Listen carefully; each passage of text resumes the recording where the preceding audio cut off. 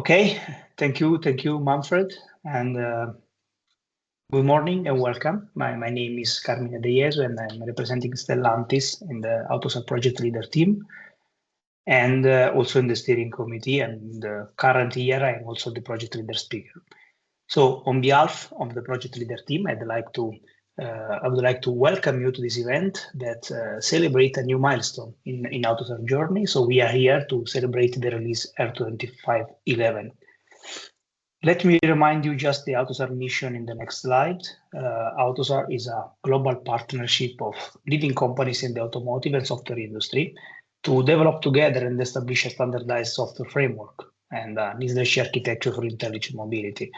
AUTOSAR, so it's a collaborative body, and if we move forward, we can see that it is composed by 359 partners that are spread all over the world.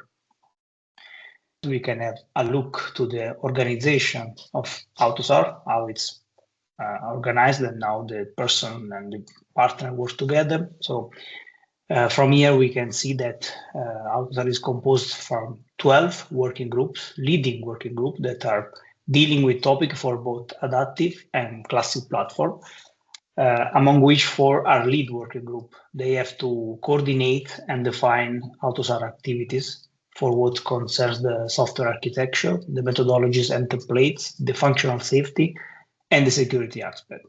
Then AUTOSAR has 2 dedicated working groups for classic platform and 5 dedicated working groups for adaptive platform. We can have a look to which is the AUTOSAR basic principle. So all the AUTOSAR partner works together following AUTOSAR design principle. One of the key design principles is to promote, increase the reusability and exchangeability of software between platforms, between OEMs, and between supplier solutions. The complexity, why does AUTOSAR follow this principle? Because the complexity of the industry architecture in the vehicle has been really changing in the last 20, 30 years. And we can see that so over the time, this architecture became more and more software driven and its complexity increased rapidly. And 20 years ago, AUTOSAR introduced for the first time the layer software architecture, which have defined the work modes shaping the collaboration among OEM, supplier, and software stack vendor. Nowadays, the high-performance computing is mastering the architecture, and for this reason, after AUTOSAR introduced the adaptive platform for this kind of ECUs, now with the CAPI project, AUTOSAR is becoming central in the automotive development. We can have a look to the classic platform 4K pillar. We can focus on these 4K pillars to highlight the unique selling point of the AUTOSAR classic platform, even if it has already more than 20 years of history, but it's still in the market and it's still used from several OEMs. So starting in the next slide from the first key pillar, we can mention the functional safety. Classic platform present a wide range of mature safety features, helping to fulfill up to SLD ISO 26222 requirement. But beyond functional safety, also security is a prominent feature of the classic platform. Moving to the second pillar, the classic platform guarantees an high efficiency because of mainly 3 reasons. AUTOSAR stack from different vendors by supporting a wide range of microcontrollers, that it's becoming quite cost effective. And the platform is also really flexible due to the possibility to use the complex device driver.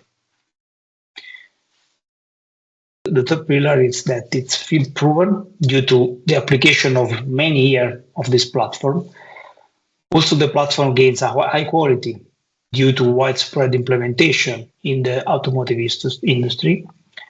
And the platform has also established a distributed development processes with standardized methods and templates that are at the moment really stable. Last but not least, key pillar of the classic platform is related to the performance. Classic platform meets hard real-time system requirements, supporting a broad spectrum of network protocol, in the communication system. And it's also it offers also several configuration options to tailor the platform to the specific customer needs. Now we can move next to the adaptive platform. So let's zoom in on adaptive platform and explain or highlight the three main pillars for the adaptive platform.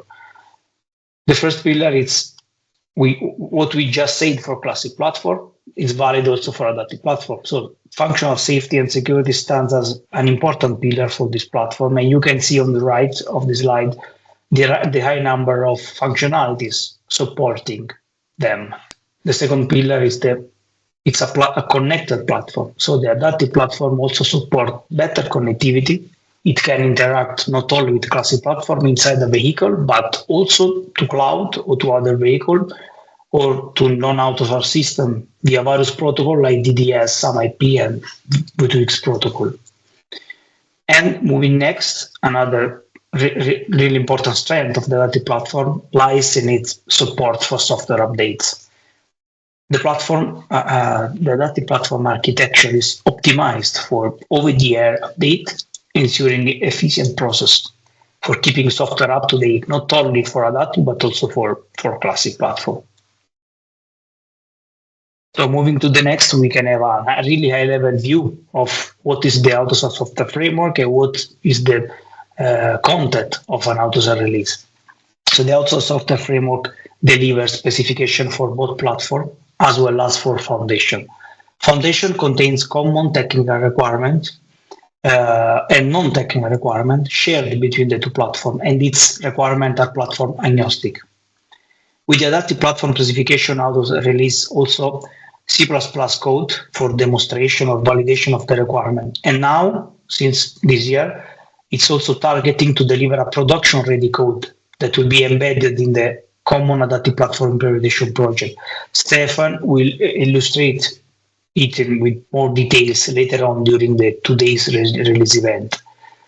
Moreover, AUTOSAR release raises also some standardized application interface and sensor interfaces for application layer. But let's move forward to the real content of the today's presentation and today release. So in each release, AUTOSAR partner bring new concept or extend existing concept. In the release R25-11, we have 10 new concepts between concept and extension. And the next session will give you more detail about the concept. In the next session, for example, Marcus will give you more details about the vehicle data protocol concept. Michael will guide you through the status of the security. Piero will present the DDS support on classic platform, and Christoph will give you an outlook on Rust in the classic platform, and Richard will give you an overview about the EDC. At the end of the release event, Stefan Schneider will guide you through the new important AUTOSAR project, as I was mentioning before, the common adaptive platform implementation, and Martin will show you the news about the classic platform. So to wrap things up, let's highlight some remarkable number that AUTOSAR has achieved in this release. So we had about 1,900 incorporation tasks for all the three releases. We had about 1,500 change requests within the community, prepared and worked out from around 200 partners collaborating in 20 working groups, and to, at the end, release 10 new concepts for both platforms to define one holistic leadership system architecture for the future intelligence mobility. So I'd like to thank you for your attention. I hope you could enjoy the deep dive ahead. And I, of course, thank you for your support during the year. And now I'd like to hand over to Marcus. Thank you.